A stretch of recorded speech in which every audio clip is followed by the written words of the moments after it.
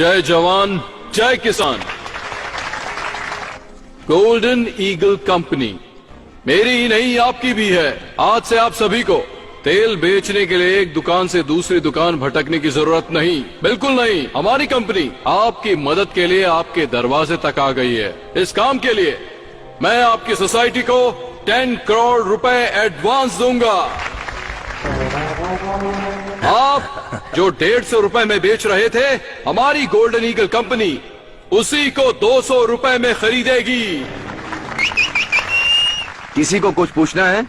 आपके मन में जो सवाल है उससे पूछ सकते हैं। ओए, भगवान हम सबकी इच्छा पूरी कर रहा है तो फिर पूछने की क्या जरूरत? हम सब लोग तैयार हैं। क्या बोलते हो? हम सब तैयार हैं। रुक जाओ सब लोग।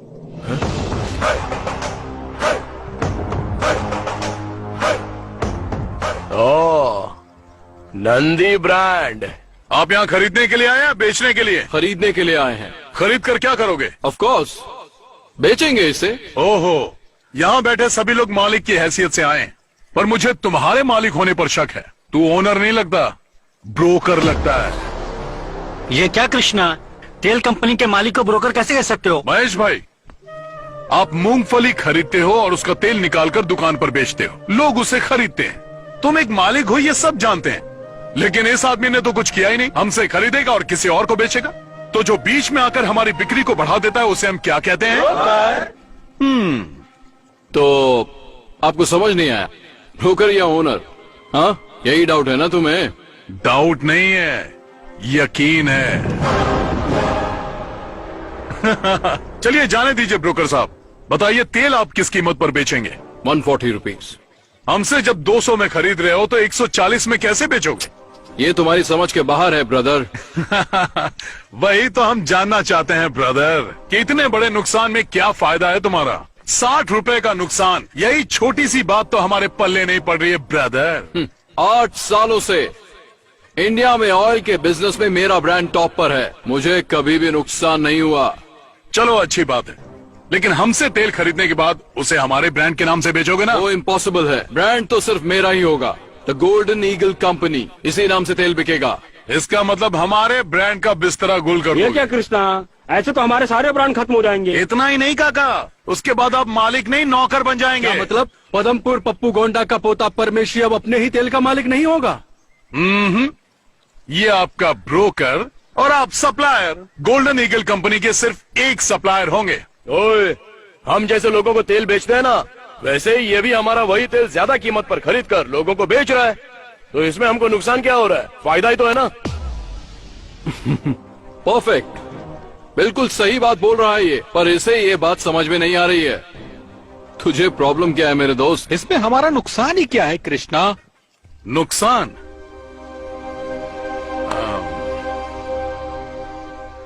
ए सीताराम, हाँ। यहाँ। क्या है कृष्णा? तुम्हारा नाम क्या है? सीताराम। पूरा नाम बताओ। सिल्क सीताराम पूरा नाम। सिल्क सीताराम का मतलब? लगभग 30 साल पहले इस गांव में हमारी एक बड़ी दुकान थी, सिल्क साड़ी की दुकान। खानदानी व्यापार था, बहुत पैसा कमाते थे। घर पर ही बुनते थे और उसे ले जाकर अपनी दुकान में सजाकर बेच देते थे। फिर क्या हुआ? उस समय मैं लगभग 25 का रहा होऊंगा। मुंबई से एक बहुत बड़ी टेक्सटाइल कंपनी हमारे गांव में आई।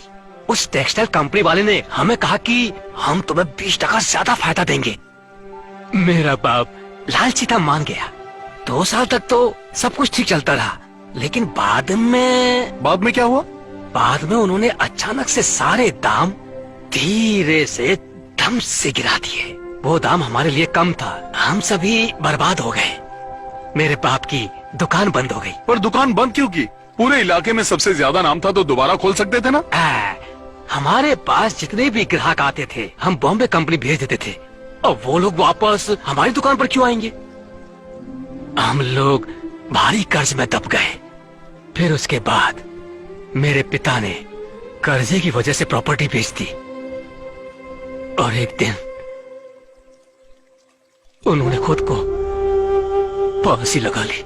दूसरे दिन मेरी माँ ने सबके खाने में जहर मिला के खिला दिया, और खुद भी खा लिया। मेरे घर में 25 लोग थे, सभी मर गए। सिर्फ एक मैं बच गया ये दिन देखने के लिए। आज भी जिंदा रुमाल बेचने के लिए।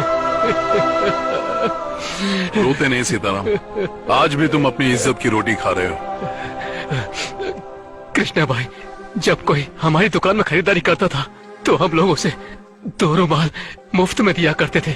हमने ये रुमाल कभी पैसा कमाने के लिए नहीं बेचा था, लेकिन आज यही रुमाल बेचकर अपना जीवन चला रहा और घुट घुट के पढ़ रहा हूं। कृष्णा, कॉटन, टेरी कॉटन रुमाल ले लो।